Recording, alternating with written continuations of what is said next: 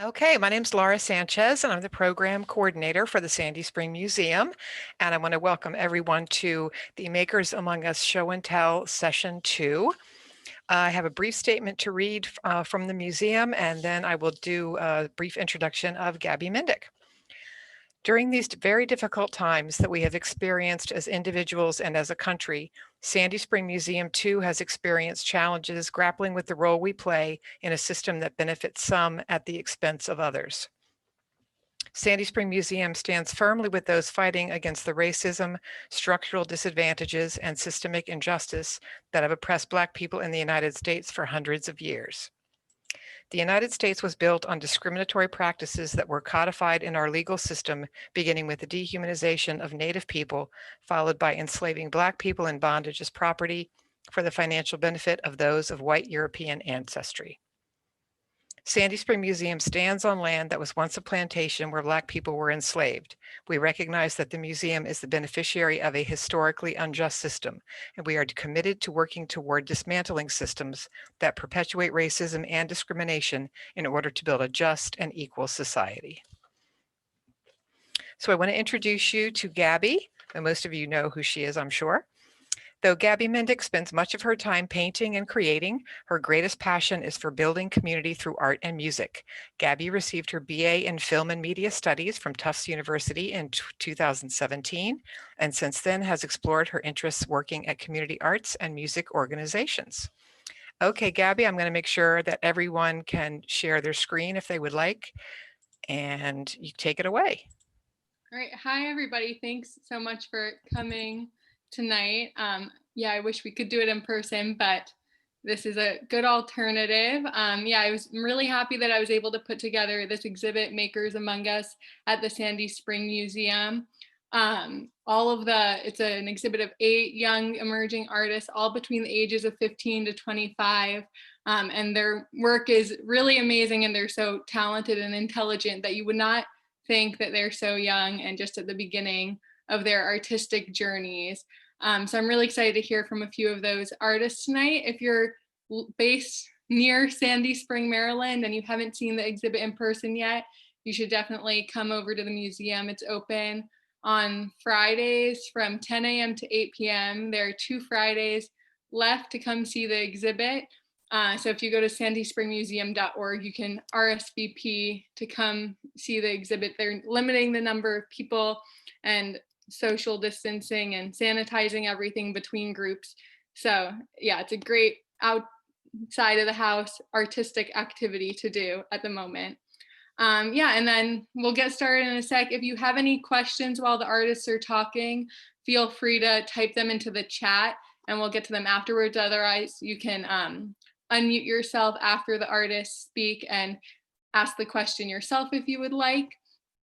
So tonight we're gonna hear from Naja Webb, then we'll hear from Hannah Becker, and then Connor Sorza. Yeah, so we'll start off with Naja. Please take it away. Thank you for that introduction, Gabby. And thank you everyone for being here with us today. My name is, if you see me looking down, by the way, I just made some talking points so I don't go off on a tangent. But my name is Naja Webb. I'm 19 years old. I study fine arts at the Cooper Union in New York. My pronouns are she, her, hers. I'm currently living in South Korea with my dad right now to study art. So I began my artistic journey like most kids, just drawing, using my drawings to express my emotion, to express my imagination. And I think through my art, I've always wanted to evoke emotion in people. I've always wanted to connect with people emotionally. And sometimes I'm not so good with my words. So I use like my paintings and my drawings to connect with people and tell them like how I'm feeling and what I think about something. So I think the way my art has developed throughout the years is I've begun to touch on more social and political issues. For example, my series, A Scary Time to Be a Man, where I reverse the roles of men and women and put men in compromising situations that women find themselves in, like catcalling, objectification, sexual harassment. And not that these things don't happen to men, but in a way, I'm using my series to call more attention to misogyny and, objectification and sexual harassment of men. So yeah, I think that I want to continue to use my art in these ways to touch on more social and political issues, but then also using my art as, again, a mode of communication and expressing my emotions so I can connect with people. Let's see. I think being a Black woman especially plays a big role in my identity as an artist. I want to talk more about my experiences of being a Black woman, a young Black woman in society through my artwork, because I feel like it's a good way to reach out to other young Black women, and show them that like we can speak about our experiences. And sorry if my voice is a little shaky. We can speak about our experiences and we don't have to just cover up like our emotions so much. And I want to encourage more young Black women to be creative. So yes, my creative process varies from time to time. I feel like sometimes my creative battery is just like super high and I can create things like back to back to back. And I think that really depends on my environment and the people that I meet. I think people are especially the main factor that inspires me to create my work, and my environment. So coming here to like a new country, new culture, new people has really inspired me to talk about my experience here. And I think that I'm definitely going to be exploring more themes of being a Black woman over here in a different country in South Korea versus being a Black woman back home in America. Yeah. But then my creative process can also dwindle sometimes, and I won't find inspiration for like days or weeks. Like I think especially when the pandemic hit, like I struggled to find a lot of motivation in creating because I was just stuck like in the house all day. We couldn't go anywhere. I was staying with my mom back in DC. And I think I realized at that point that it's so important for me to constantly be connecting with people because that like, again, inspires something within me to create my work. But yeah, I think like I'm just going to continue making work that addresses social and political issues and my experience of being who I am. But yeah. Could you show us some of the pieces behind you? I'd love to see some of them closer up. Yeah, let me push my table back and put my camera up. So these are some pieces that I've been working on throughout my school year. So I'm currently taking a drawing and painting course right now, and these works is mostly what you can see from that. Can everyone see like this pretty well? Yeah. Okay. So these two pieces right now are kind of like an extension of my Scary Time to Be a Man series, where I took some inspiration from like Korean commercials over here because they're very like energetic and they're like so excited about what they're promoting. And I think um, they have like this certain really bright aesthetic that I wanted to incorporate into my artwork. So I made these like little snacks, and they're supposed to be like men, and so it's supposed to be pointing to the objectification of women as if, you know, they are products to be sold.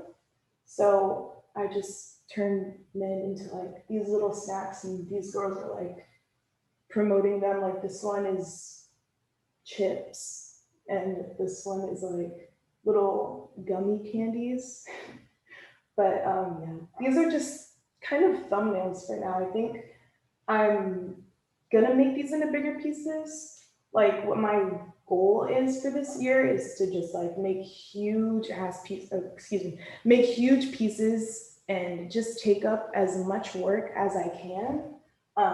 You know, like physically, but then also just like in the conversation in the art world and everything. And I've made some other like drawings of my environment. I guess like I'm kind of in the countryside right now, so there's a lot of like rice paddy fields and like vineyards, and it's super gorgeous. So I like made some sketches of that over here. And these are kind of, let me turn my camera more. These right here are pastel rubbings that I did for my painting class.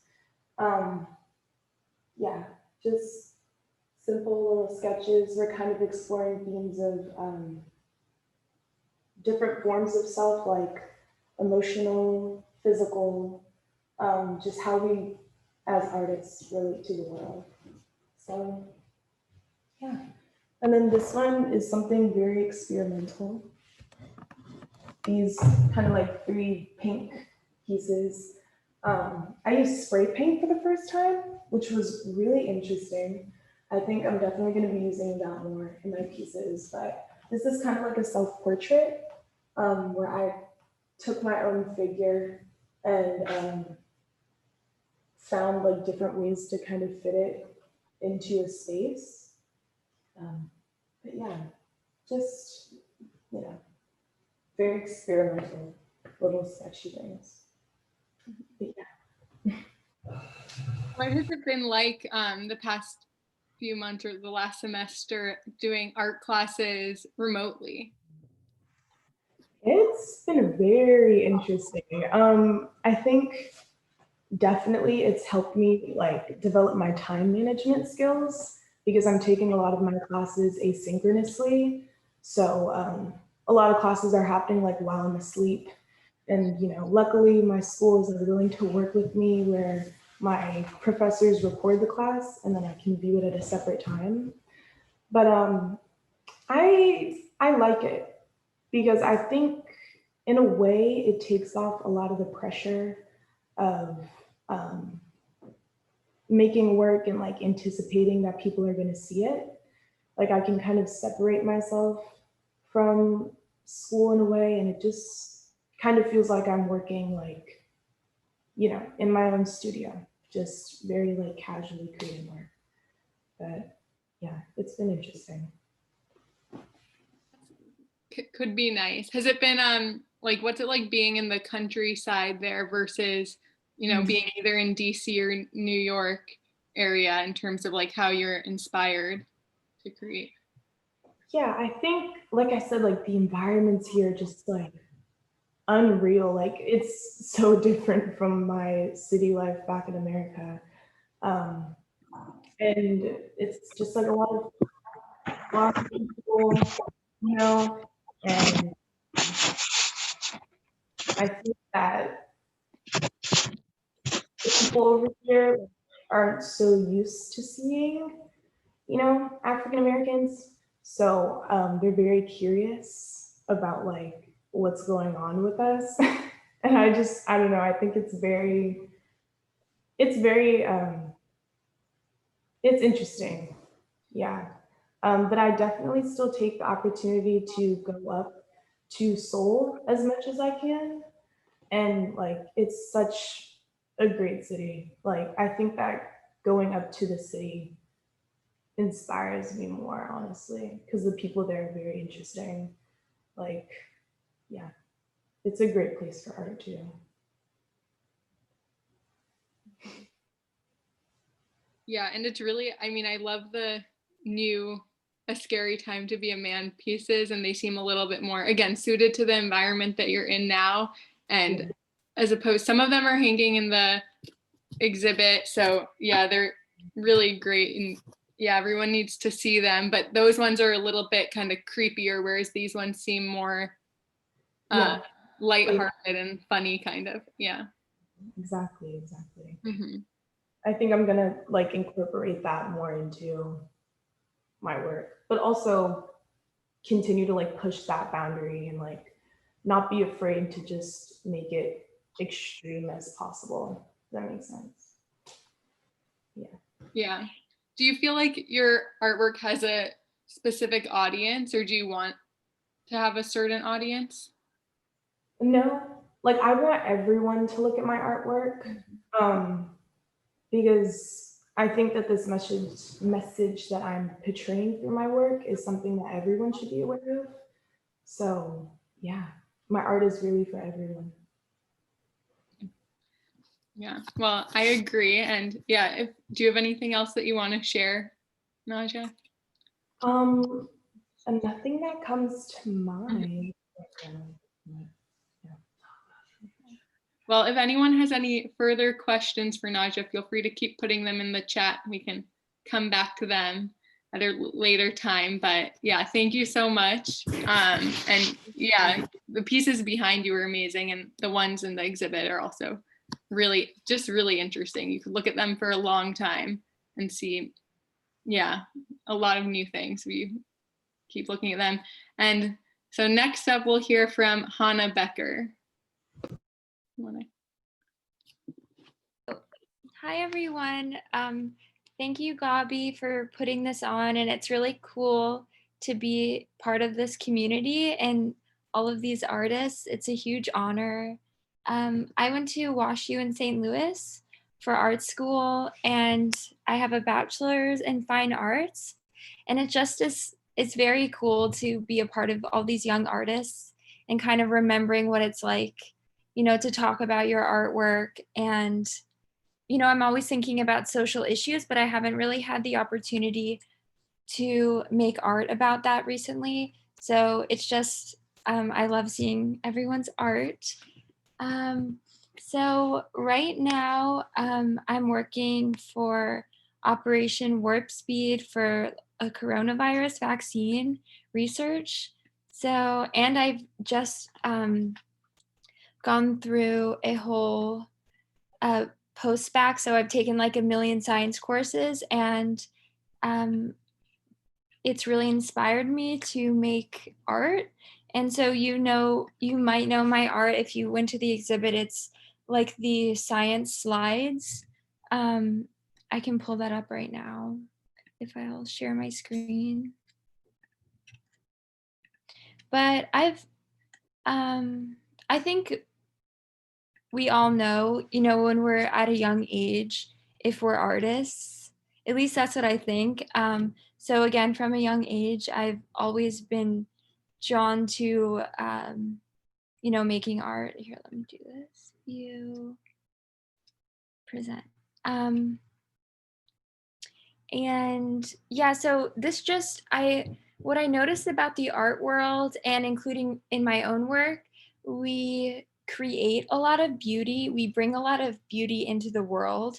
And so I just was kind of inspired by seeing all these like abstract, weird images in my textbook, that I wanted to bring these patterns to the art world and let people see these like magical, crazy textures that exist in our bodies. And so that's what really drove me to make this work.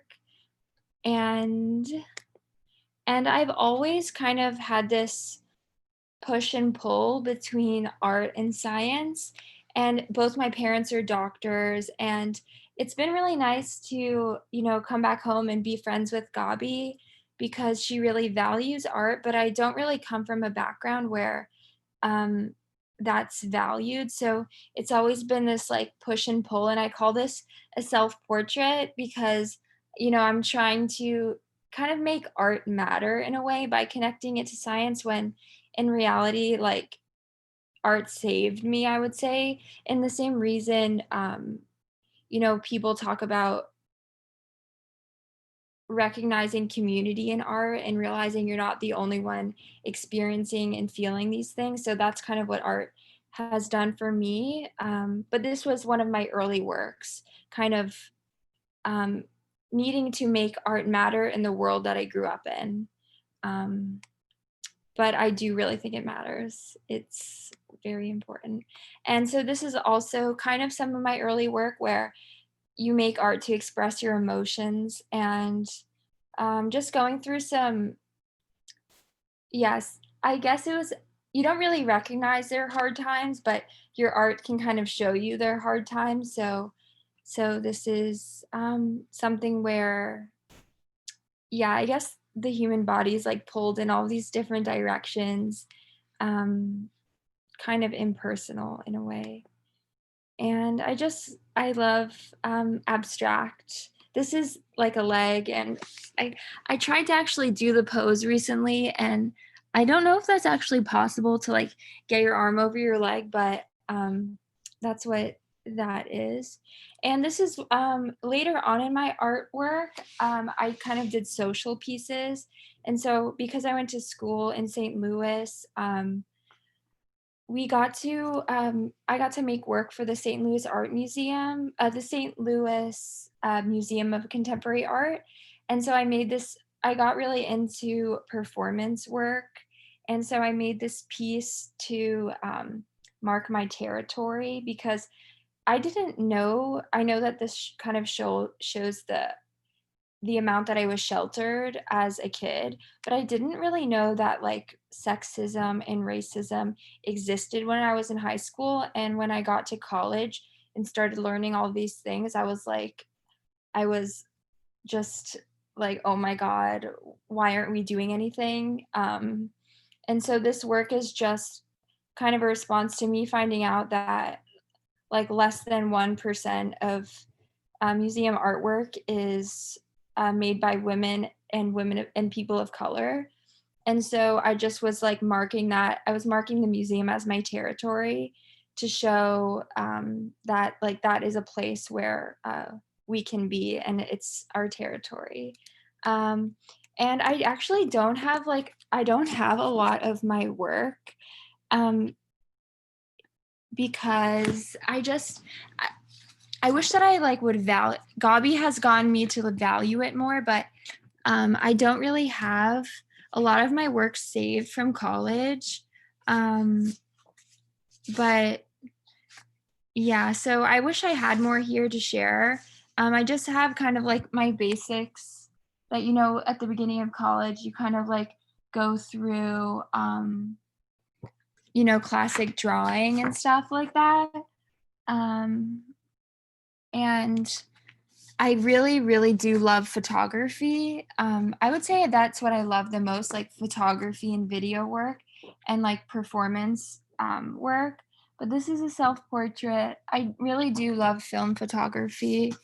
But anyways, yeah, so that's what I'm up to now. I'm kind of sticking to not the basics, but really just art for beauty's sake right now, which is really a step away from what I was doing in college. But yes, that's all. Well, I don't really think it's just art for beauty's sake. You might think that, but especially like the pieces that you did for this exhibit that are hanging in the museum and the way that you described kind of seeing the beauty within us when we're so focused on like the physical outside superficial things with people's bodies and, you know, examining people's bodies on the outside. It's, yeah, those are really interesting. Yeah, I guess it kind of was it wasn't necessarily a response to, but like I just noticed a lot of people drawing like very gorgeous like model bodies on Instagram and like posting that. And not that there's an issue with that and then like calling it art, but it's just I noticed that that just didn't sit that well with me. Um and so I guess, Gabi, that was a good point. Maybe that's like my response of finding beauty in a different way. Yeah. Also, someone wants, can you show us the pieces behind you? Oh yeah, here's some. They're just like some. There's just some paintings. I noticed that my art is like I don't necessarily. So I'm at my parents' house right now, but all of my art is just kind of like collected here.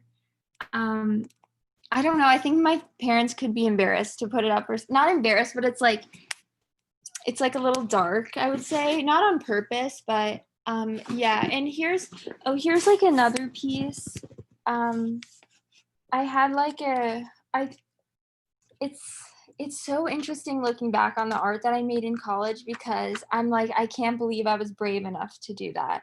And so this is like a magazine that I made and it's actually like it's kind of like nude but I gave like people the opportunity to like put stickers or take away stickers. And so I didn't actually put that on like someone, and I left it out in the gallery for people to kind of interact with it. But I was going through my art today and I was like, I can't believe I was brave enough to do that. And that's what I see in like the young work of this show. I'm like, these people are so brave and I'm so glad that you guys are making art like this. Yeah, when Hannah and I were at the museum a couple of weeks ago, and with Hannah's parents, and her dad was looking at some of Naja's pieces, and Hannah was asking him if he felt uncomfortable and wanted him to say more. But Yeah. he unfortunately he wasn't uncomfortable, but I really hoped he would be, but like in a good way. Mhm. I think that I see the reason you make this art. It's because like you kind of want potentially like want men to feel like objectified or uncomfortable the way that we often do, and still like I think he did feel uncomfortable though, um, but I wish he would have felt more so. But anyways. So when you're creating artwork, are you thinking consciously about what you want the viewer to feel or to think when they see it? I really did with my experimental, like kind of social work because I had a specific expectation my viewers would have of the work, and sometimes I was wrong. Like for example, this I made this like type of wooden box thing with all these different viewing holes, but each of the viewing holes were obstructed, so you couldn't see what was on the inside. And what was on the inside was a nude woman. And so, because I had this really harsh view of what people wanted, and that was like access to the female body, I thought that they would be angry and frustrated by not being able to see her, but kind of being teased that they would see her. And that just was because of my own experiences as a woman, like people getting frustrated by not having access or and having an expectation of that. But people were actually very protective of her. And so I found out that I was kind of wrong and I could see my bias there. And so, but I usually do have certain expectations, and sometimes I'm right and I learn things, and sometimes I'm wrong and I learn things. That's really interesting. Um, Also, I was wondering, so now that you're currently working in medicine and like planning on going to medical school, do you see any connections between that work and your artwork, or any like avenues to creativity in that? So I don't exactly know how, like, how other artists think, but this is just my interpretation of how I think creativity is. I hope that there's no doctors on this call, but if there are, you can correct me if I'm wrong, but I think creativity in the way that artists think and we think is lacking in medicine. And like, what I've noticed is um, doctors can think very black and white, when in reality, a lot of the times you go into the hospital for illness and it's a mystery. Like you don't know what's causing it, you don't know why it's happening, and usually it's a factor of like it's usually a result of 100 different things. So like your environment, the way that your health, your psyche. And I do see that is more conducive to the way artists think, because we kind of take in the world's factors and then, make our art. And we're considering everything all the time. And I do think that's more helpful uh, with the way, the body works. But I think unfortunately, like the way the testing is and this classes, it's more conducive to black and white thinking. But I do think I would be a good doctor for those reasons, you know, because of my what I think is like an artist mind.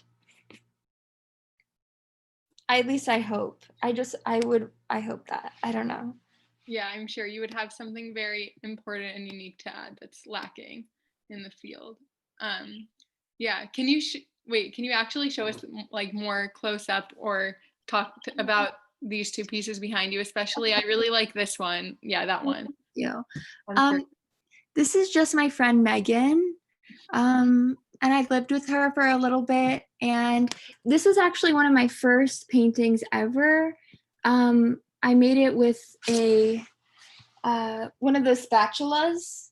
And yeah, I was really bad at painting at first, but I got the opportunity to practice, and I ended up it ended up all working out. But yeah, it took me a while. In all of my paintings, you can kind of see where I first started and where I ended. So like, because there's like bad areas and good areas. And it's because each time I paint, it's like riding a bike. But for me at least, but yeah, that's that. And this is just a woman. It kind of has interesting colors, but yeah, so that's that. And I do really like this piece. I know, like, it's over here. But yeah, that was my last painting of my painting course. Are those all really big? Was that your choice, or was that part of the assignment in those classes? It was required. Yeah. Do you like painting bigger scale things? Yeah, I do, because you can really, I feel like smaller paintings, it's harder to get the detail, but if it's blown up, it's much easier. And I also really do like black and white. Mm-hmm.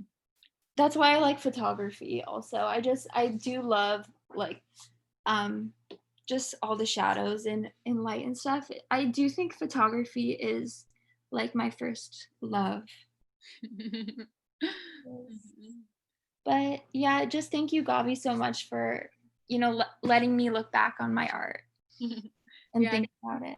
Thank you so much, Hannah. These big paintings are really beautiful and brilliant. So I'm happy we all got to see them in your parents' basement. Yeah, so thank you, Hannah. And again, yeah, keep asking questions if anyone has any. And yes, next up is Connor. Hey everybody, how's it going? Can you hear me all right? Is my mic working?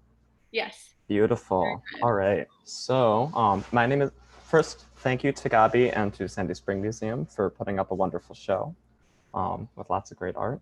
My name is Connor Czora. I use they, them pronouns, and I'm an interdisciplinary artist. So I'm going to share my screen. I got a little slideshow that we can figure out. All right. Everybody seeing that slideshow up? Good. Beautiful. All right. So I'm going to start with a quick quote by Jenny Holzer, who's a feminist artist, and it's use what is dominant in a culture to change it quickly. So this is a quote that I think about a lot in sort of engaging with my practice and the role that art can play in social change. So some quick background. I grew up outside of Rochester, New York. We're one of the third snowiest cities in the country. So lots of ice. This is a photo of our pier right on Lake Ontario. And I actually started out as a 2D artist. So on the left is a picture called Kingdom of Exclusion. This was a colored pencil drawing that I did senior year as part of my portfolio. And it was a start at looking into social issues through the lens of art. So I was really interested in surrealism and collage and how symbols could function as a way of social critique.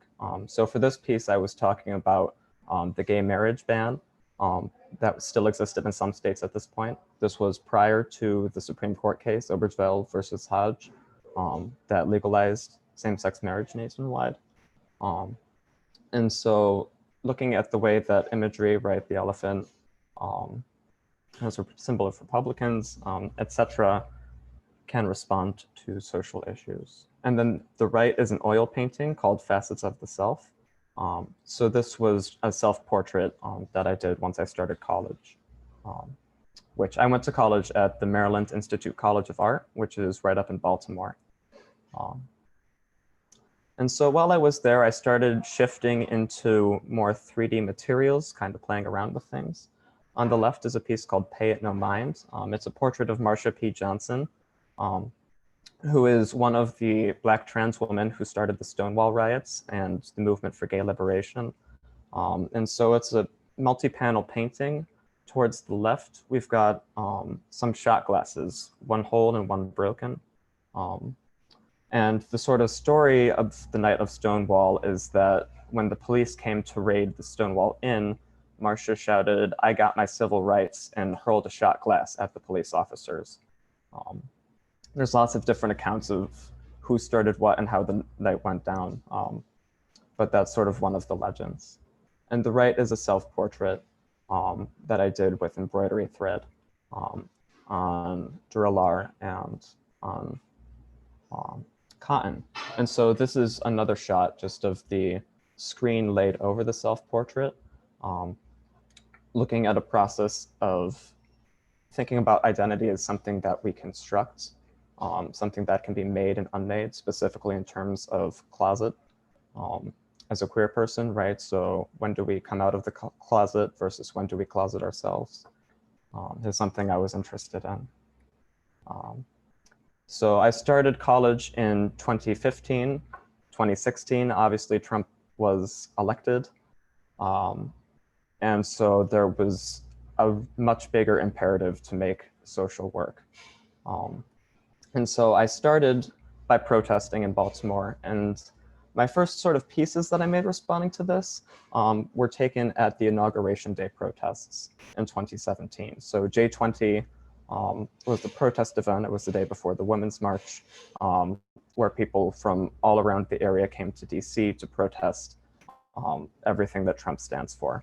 And so I was interested in looking at sort of protest photography at the time and how a lot of times that becomes commodified into something that is consumed by people who are not oppressed. So wealthier folks, white folks, etc., right? So juxtaposing that protest imagery with sort of porcelain and gold plates and dinnerware, just kind of mashing those contexts together and bringing up, you know, all of the hatred that Trumpism has sort of exposed in the US and bringing that up at the dinner table as a setting, right? As a place of communication with your family. And there's the full set. I was also interested in looking at some figures. So this is some of just my grandmother's porcelain figurines that she had at her house. And I was thinking a lot about how nationalism is something that it can be really, really blatant, right? But it can also be subtly ingrained over time. And so I was thinking about the process of growing up in a fairly conservative family, growing up very patriotic, and how, European, beauty ideals, American beauty ideals, and ideologies can get subtly embedded in our thoughts through things as small as figurines. So sort of collaging some of these together, bringing the red, white, and blue motifs of the flag to sort of make that a little more apparent.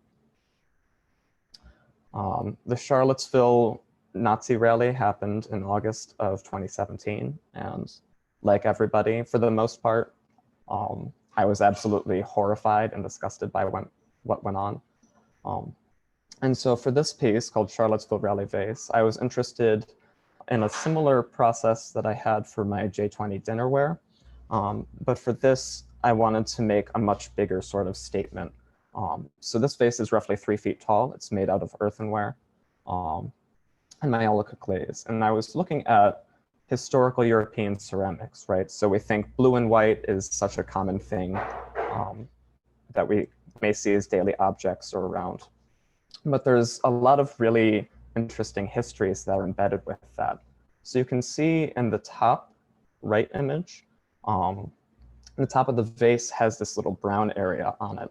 And so porcelain was originally a Chinese invention, and the Europeans couldn't make it themselves, but they really, really wanted to. And so they started basically faking it on a mass scale by using low fire earthenware clay and then using white glazes on top. So thinking also about that process of theft and appropriation of imagery that now several hundred years later, we're so far removed from that we see blue and white, and a lot of the time don't think twice about it. And I wanted to sort of bring that context back to the events that were happening. So on the left, you can see a panel. This is a ceramic decal that I applied, and that is of the marchers gathered around the statue, the Confederate statue that they were rallying in support of. And then on the right side, we have an image of the anti-fascist counter-protesters and the people who showed up to say, we're not going to let this happen in our city. And so just trying to think of a way of looking at these events and finding moments of resistance, ways of sort of responding back to the hate, but also documenting it in a monumental sort of vase. This is called Make America Great Again. It's one of my personal favorite pieces because it's really cathartic to do. So I made a sculpture of a Trump hat through casting. So unfortunately, I did have to purchase one, which was, I literally was trying for so long. I was like, listen, like if anybody at the college knows where I can get a hat, I don't want to hear where I'm getting it from. Like, just get it to me. I promise it's not for like a pro-Trump thing. Thankfully, nobody I knew had a Trump hat. So that was like fantastic. The bad thing was that I then had to buy one. So I made a mold and then I took it to the White House and broke it in April of 2018, which you can see documented here. And something interesting about the photo as well is at this event, the little girl in the bottom is the only person who looks, which I thought was really intriguing because all of the adults who were there didn't seem to be paying attention, but it was the child, who took notice. And I feel like that reflects a lot of sort of things that we see in our society today, especially with how younger generations, right, us as Zoomers and millennials, have been increasingly active in political and social movements. The piece was also inspired by Ai Weiwei, who's a famous political artist, and his breaking of a Han Dynasty urn. And then I showed all of these works in my first solo show in 2018. I'm gonna move quickly because I'm taking a lot of time here. So I also have a different body work that I like to do. I'm a drag queen and I'm really interested in gender and performance. And this gets sort of more in line with what I have at the show. So these are some collages on ceramic bathroom tile that I created through image transfer with some gold luster as halos. And of course, we get to the tuck teapots. So if you've seen the show in person, this is what you've seen. So I was interested in looking at the language that we have of the body and body modifications, right? And applying that back to ceramics. So ceramics, you think about the rim of a piece is often called the lip, the bottom is called the foot. And there's a lot of allusions that tie ceramics to the human body. So I kind of wanted to play those up, but also in a way that could question sort of the naturalness of gender and class. So for example, the slide on the left here just shows an example of padding that is used in drag to give the appearance of a quote unquote more feminine shape. And I was looking at ties to old French porcelain. Right, so taking that sort of padding and expanding the shape of the vase, or encrusting the lid of a piece in rhinestones. Something about this work as well is I wanted to challenge the sort of innate nature that we think about class. So these look like they're porcelain, but they're not. Similar to the piece that I showed earlier, these are all made out of like a really cheap hobbyist earthenware. The glaze for the most part is fake, so it's not usable. And we have nail polish for some of the gold detailing, as well as costume jewelry up at the top over here. Again, looking at corsets is another way of modifying the body, right? And then how can we apply that to something like a pitcher, where we're changing the shape and the volume of the form?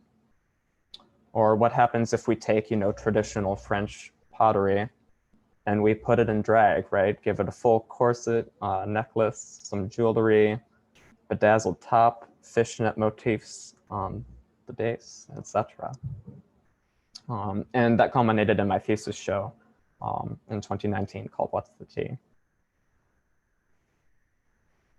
So since then, more recent work, real quick, is once the pandemic hit, I think like a lot of us, I was not feeling in the art making mood for a couple of months. And then as I started getting back into things, I really wanted to respond to the moment. So I was looking at what is called the Trenton vase, which was made by the US in 1904 to sort of represent what America was to the rest of the world at the World's Fair. And I wanted to make my own version that portrayed the US in terms of our response to coronavirus. So changing the motifs of the design elements around the form to make them relevant, and also changing the imagery because I'm still really interested in collage. So as a close-up, just some of the detail we can see, COVID molecule sort of frames around Trump on one side and Dr. Fauci on the other. Sine waves of the curve that we were supposed to flatten, but have not. And then sort of varying responses to the pandemic that we've seen depending on the states. So I went to Michigan when the shutdown first happened, and Michigan was one of the states where you had a bunch of armed white people storming the state capitol because they felt that their personal rights were under attack when they had to, when they were asked to try to look out for somebody else. On the right, we have a collage of doctors ruling out patients. We don't know if they're living or presumably dead since they're covered on stretchers in a parking lot, because a lot of hospitals around the country we've seen are just full past capacity. And of course, most recently, we had some great news over the weekend. So I staged my third performance of Make America Great Again at Black Lives Matter Plaza. This was on Election Day. And I'll just let it play for a moment.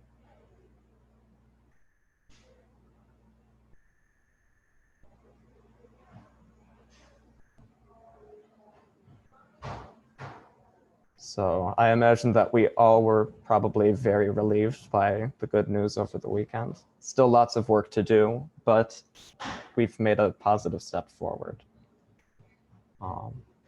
And actually, I'm very excited. So I did the performance of Make America Great Again on Election Day. There was lots of press there, and so it got picked up. And so as you can see here, I'm really thrilled. I was featured in New York Magazine. this past week. So it's been a roller coaster of the past couple of years, but I've been doing what I can. If you want to see more pictures of my art, you can check out my website listed right here, or my Instagram handle. And I will stop the screen share.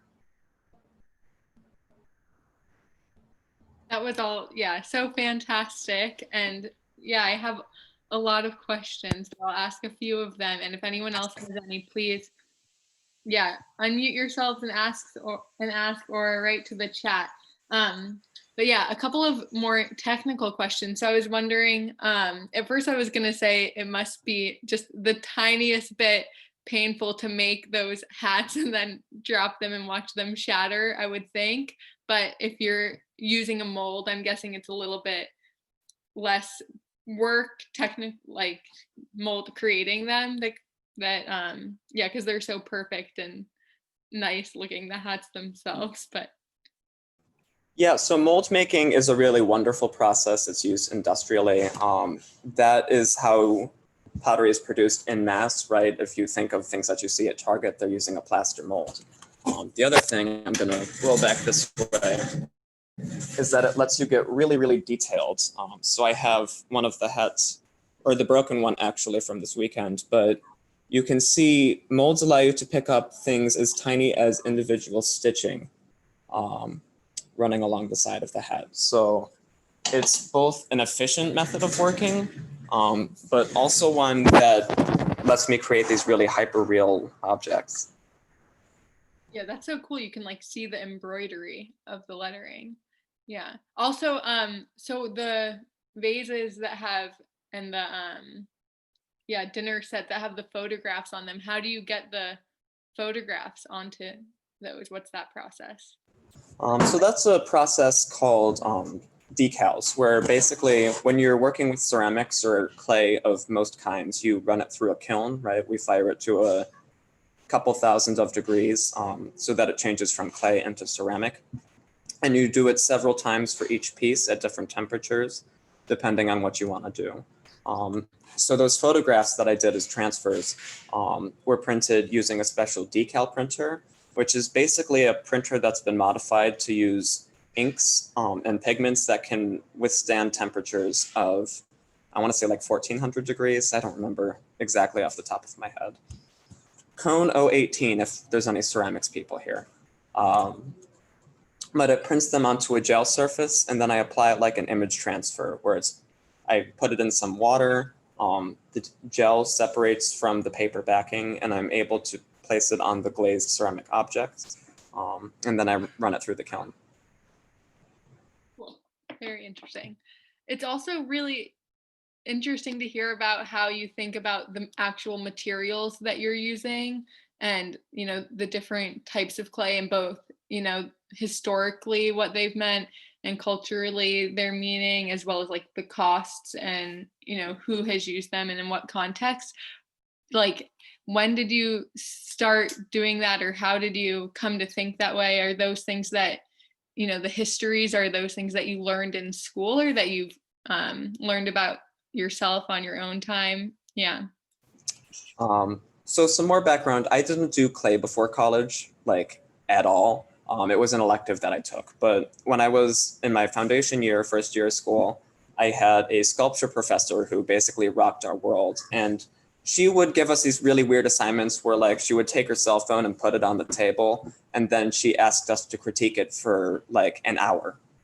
So we had to talk about like, what can we bring for content out of something as simple as a phone, right? And she also talked about material as a metaphor as one of our projects that we had to do. And so that just got me thinking, right? As somebody who had prior to then been using mostly paint or colored pencil, which I absolutely love drawing to this day, but I hadn't been thinking of it in a material way. And so for me, as I was falling in love with clay, there's so much history there that I was then able to sort of draw on and use to almost deepen the work. And I found that was something that really interested me. Yeah, it really is very yeah, interesting to hear about, and not something that I think probably many other artists think about when they're creating the history of the materials that you're using. Yeah, also I was wondering, so you gave an example of like the little girl who was looking in the photograph. Do you find that people, how do people react to your artwork? And is there a difference in terms of, people around your age versus older people, and, what kind of explanations they need or what they're able to take away from it on their own? There is, and that's actually one of the sort of more interesting things about it, is seeing the variation of responses. With the hat smashing specifically, I've done that 3 times. The first was just a random day that I was able to come down to DC in April. After 2 years of all of the shenanigans that Trump was doing. The other 2 performances were on impeachment day, and then of course on election day most recently. And so for the 2 performances they were all in DC. For the 2 most recent ones, given that they were at events where most of us were protesting against Trump, it was fairly straightforward, positive feedback all around. Especially on election day, I think so many of us have been so tired from just all of the nonsense that's been going on. And so to see that hat breaking for a lot of people, I think is almost like a sigh of relief. It relieves some of the tension, if you will. But what's interesting is seeing that the response to it in a gallery context is completely different. So when I was having my solo show where I first showed it as a piece, we had the reception and all of the students were very excited about the hat. But there were a couple of people who came through who were disapproving. And one of them was actually haggling one of the security guards by the museum, going on a rant about how, I can't believe you would show art that disrespects the president, and all of this stuff. So there's definitely a variation. Everybody comes to art with their own sort of baggage and thoughts. And I think that's one of the interesting things about making it, is that people will respond differently. Yeah, with one of the things, or like with the What's the Tea series, that's maybe a little bit more subtle than some of the other ones. Do you find that, people understand the meaning, or that, the age of the viewer matters in that case? Yeah, it's another thing where different backgrounds will sort of allow people to process things differently. And again, that's something that I'm interested in, is I want art to be accessible to everybody, right? Good art, I think, is.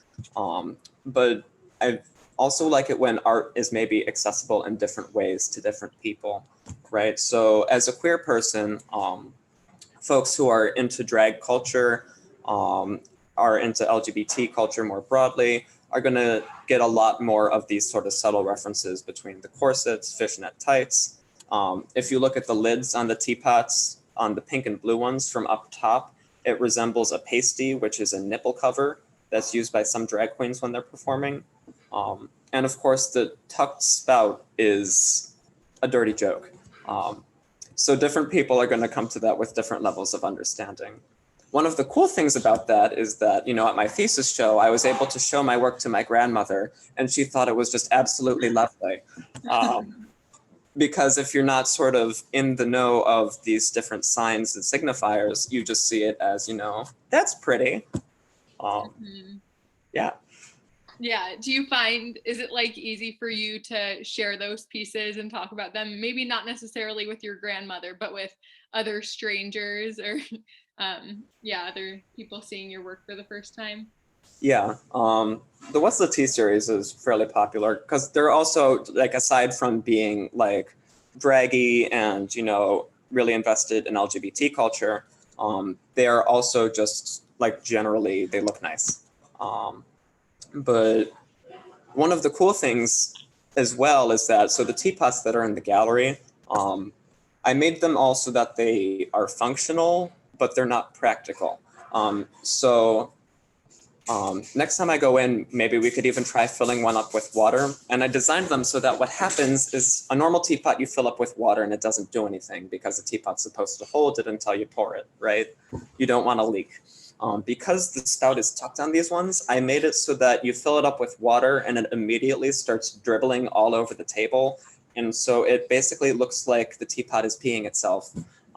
Because it just starts leaking all over the place. They're really fun objects to use as well. That's great.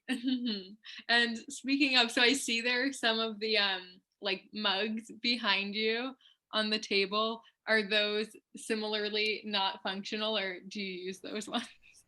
So these ones I have a couple. So these ones are actually in progress. They haven't been through a kiln yet. You can see they're a much lighter color, and I should probably handle them a little more gently because they're very fragile at this state.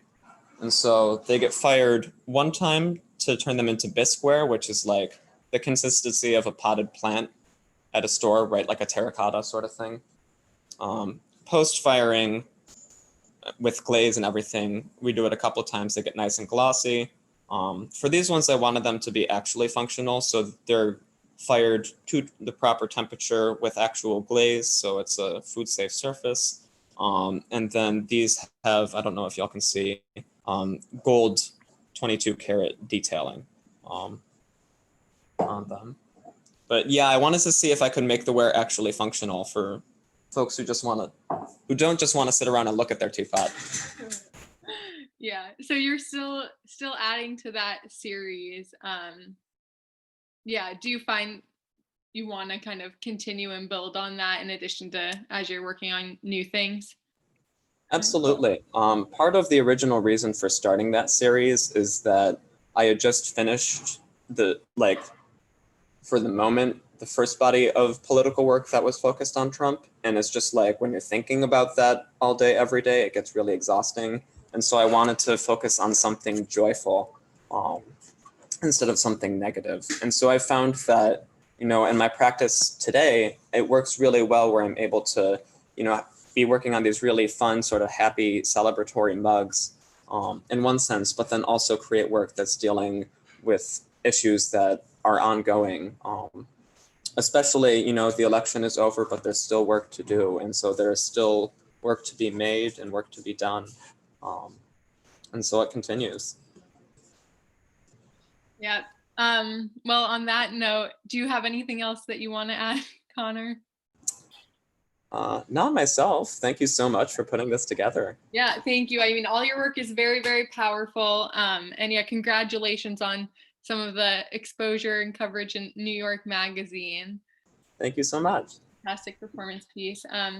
Yeah, and thank you to everybody for coming tonight, and again to Hannah and Naja for speaking. It's so interesting to hear more about your artwork and yourselves.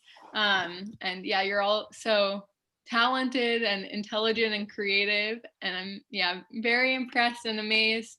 Yeah, and thank you everyone. If you haven't been to the exhibit yet, again, it's open on Fridays, this coming Friday, as well as the following Friday at the Sandy Spring Museum. All right. Have a good night, everybody. Great. Terrific, Gabby. Thanks to you and to all the artists. Thank you so much.